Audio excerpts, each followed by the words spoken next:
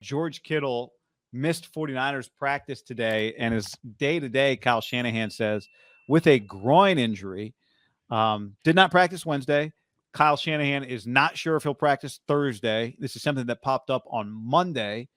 And Shanahan said he was hoping that Kittle would be better by today. This means that he's not sure if George Kittle's going to play Sunday, which, again, in a game that could be a little wet, bad footing, blah, blah, blah. A groin injury is not an ideal injury to have in an NFL game. But so Kittle may not play on Sunday is the way you have to read that right now. Yeah, to me, this is a moment that reflects him more than it does this individual week and this individual game. Like, one running narrative's the wrong word. One running fact with this guy. Some of it has been out of his control. Jimmy once sent him up in the air to get destroyed by Budda Baker in his fucking knee. He was lucky it didn't get shattered. So I'm not putting it all on George, but part of the way George plays in the open field, he's been hurt a lot. This is an injury. Who knows how he got it? Just walk through in practice. I mean, it could happen. I mean, he's a tightly wound, a pretty elite athlete. This is not ideal, though. I mean, it's one of those things that when you say, strains and, hammies, groins, those type injuries are ones that last. I would say, like, if he had a broken finger or whatever, at least there was like an end date, or a broken foot. He's out 3 weeks. He'll be healthy. There is some finality to it. This is one of those, like, is this one lingering all month? Do they have to sit him and then hopefully next week's better and then he comes back? Remember Greenlaw last year, I think, had the hammy, and he waited. They even gave him an extra in that first game. He was like, God, this guy's flying around. And then he had that moment where it kind of yanks again. And it's just one thing with George. Absolutely love the player, love the talent. And you just have to question, like, how durable is the guy? It's just a reality with him right now as a player. Right. Yeah. Especially given that this is a soft muscle. Like, it's one thing to get hurt on the play that Garoppolo got him hurt on. Don't blame George at all. Right. Like, that's not, to me, a reflection of quote unquote injury prone or not. And we'll see if he has to play through it, whatever. The fact is, what do coaches say? Like, gentlemen, day one of football, you're never going to be healthier than you are today. Right. Well, you don't love a guy not being 100% before week one even starts, which is the case with Kittle. So either A, he's playing through a groin injury, or B, he's got to sit. And keep in mind with Jimmy Ward, like, they're not going to rush him back. Same deal, right? Hamstring. We don't want to rush him back and make it. Jimmy could be gone till like Halloween. Yeah. I mean, I know this is not in that category, but the point is, like, with those injuries, you can't really screw around too much. You rely on Kittle to be explosive in the pass game and to be an anchor blocking with an offensive line that this is an offensive line right now that looks like they need George Kittle to help. Yeah. So, I mean, to me, and also John McGlinchey's been kind of in and out of practice over the last, over this preseason. I had him written down to just mention, like, kind of a big year and big moment. Like, is McGlinchey, are we 100% sure he's starting on Sunday? I mean, I think he is, but I just pulled up George Kittle stats. 19, the Super Bowl year, was a 16-game season. He missed multiple games. 2020, obviously, he missed a ton. He missed half the season, 8. Last year, 14, in theory, doesn't look as bad, but it's a 17-game season, so that's 3 games. So the last 3 years, he has not even come 1 game within playing a full season. And this is his style of play. I have no clue how this happened, but it's kind of irrelevant. Bottom line, you can make the excuses. We can use the Jimmy one. We all agree there. There are some other ones that, who knows, maybe if he avoids contact.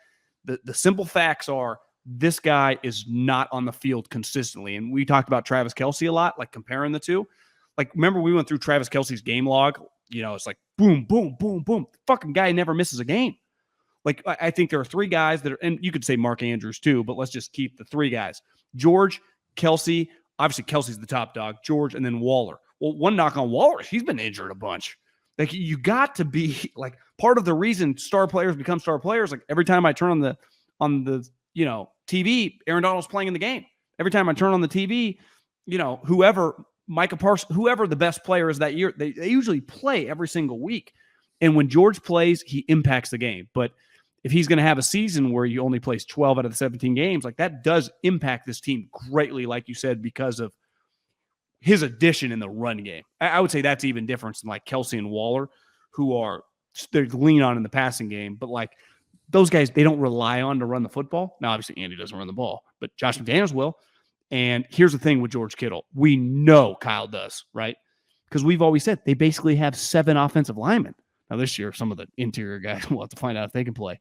But we know Juszczyk and Kittle can operate literally as linemen, right?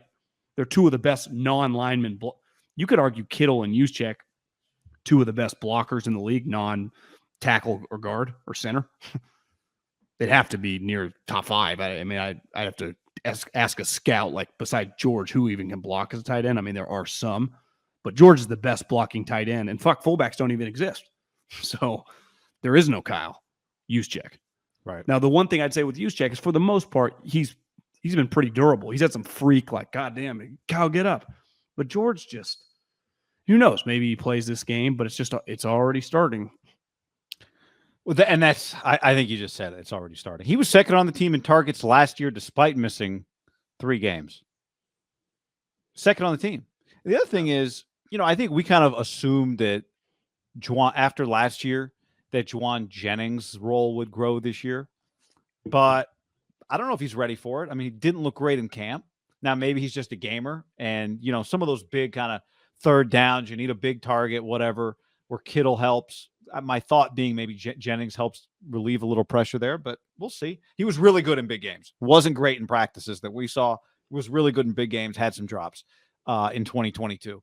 But, somebody's got to, you are counting I'm on not making any judgments on him until he fucks up in games. That's fair. I'm just saying, like, he is part of what has to replace Kittle. So if you have to replace Kittle, but you just don't love starting the year with Kittle at less than 100%. And Kittle will try to play, right? Because no one questions his desire. No, ever. No one questions any of that stuff. It's, to me, there are some parallels. I'm not saying he's this guy. Gronk's going to the Hall of Fame. But early on in Gronk's career, once he kind of established himself as like an elite player, it was like, God, can this guy stay on the field? No one ever questioned, like, does Gronk want to play football?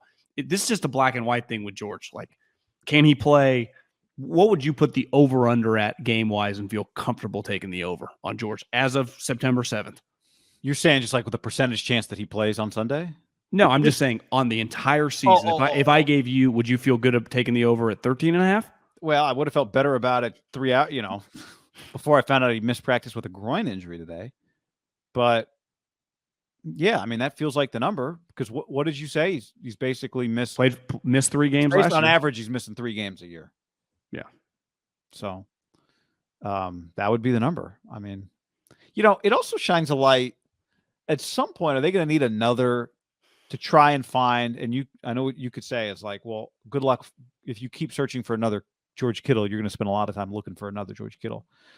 They have not. We see some teams like Bill tried to do it in free agency, try to find a complement tight end for their really good tight end, and they've tried to sign what's the dude's name from Stanford that Kyle knew, Austin Hooper. Remember a couple years ago? Yeah, like that would have been. I mean, Ross Dwelly actually often like is able to fulfill his role for them, but they have a lot of tight ends on the roster. They just haven't really gotten close to finding like, I'm not going to even say a 1B, but just a true number 2 kind of complement. Well, like last year, the Cardinals traded for Zach Ertz, and then they re-signed him in free agency. Like that type, like more of a true pass guy. Like Ertz, I think was Ertz kind of with the Niners pretend like. Oh, I think there was some interest. Yeah. On the stream comment, I think he got like $8 million. Jason Poe to tight end. Out of post. Gronk is available, John. I was thinking like Ertz didn't get that much money. He did sign a 3-year, $30 million deal with $17 million guaranteed. And what's George's total guarantee? So it's basically half of George's, a little more. Or was that his old contract? No, he signed. Jordan Reed, Darren on the stream. Jordan Reed for a minute was actually perfect. Yeah, I think it's fair to say that's kind of what they need, right? Yep. But with George out, they also need George. You're right. So that's one of the big. Can Trent just play 2 positions at one time? Kind of already does. Yeah. McGlinchey, I'll help you out too. Let me reach over there. I think this is the biggest is this the biggest wait and see injury news of week 1 of the NFL now that we know Zach Wilson's out for 4 weeks? Wait, Zach Wilson's out for 4 weeks? but he's not on IR because they're going to practice him. But they said, like, don't get ready. Yeah. Yes, Gronk's a Hall of Famer. Is Gronk Hall of Famer? Gronk? You trying to find something? No, I meant to do the Hall of Famer. Like, to me, he is. Right? Yeah, no brainer. It's a no-brainer. So no Zach Wilson all month? I missed that one. Yeah. I think that was today. Which sucks for the Jets is that Have you seen their schedule? Their schedule is very hard. I pulled up their schedule because I thought, God, could Joe Flacco go 2-2, blah, blah, blah. Their schedule is – I thought they sucked last year. How did they end up with this schedule? I don't know. Happens. Well, part of it is like the divisions that you match. It's their division, right? Isn't it Ravens, Bengals, Steelers, and somebody else? Yeah, so, I mean, obviously they must play the AFC North, which is not going to be easy. And I don't know who their NFC division is, but, yeah, they're screwed. Who was their other game, just for people who are wondering how good their schedule is? Ravens today. Oh, Browns, Bengals, Steelers. So Dolphins, Packers, Broncos, Pats, Bills. You better beat Jacoby Brissett. I mean, there's not a game right now. Probably they play the Bears later. They play the Lions and the Jags later, and the Seahawks. Their schedule is tough. Yeah, they're in trouble. Their schedule is tough. Max is better to spend an early pick on a tight end in next year's draft. Michael Mayer, for example. Is that Iowa's tight end? Where's Michael Mayer? Michael Mayer. He is Notre Dame's guy. Guess what, guys? He'll be long gone. Get ready for Michael Mayer and the kid from Napa that is at Georgia. I think both those guys, top 15 picks.